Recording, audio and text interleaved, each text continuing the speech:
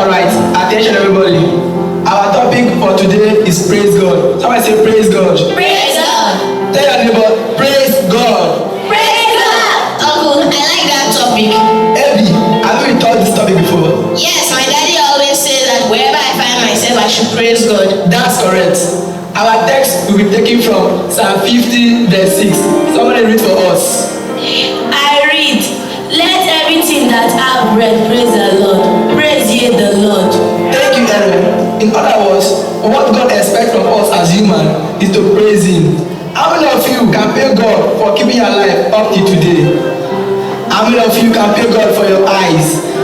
How many of you can pay God for your nose, for your mouth, for your hands, and for your legs? You see, nobody.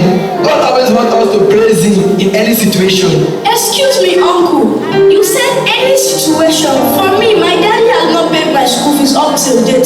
Should I praise God? Yes, of course. Praising God is not only when God blesses us. Even when we are downcasted and broke, we need to praise God. For example, Paul and Silas, they praised God until they were free. What about the wall of Jericho that fell down flat because of praise? God also called David a man after his own heart because he was always praising God.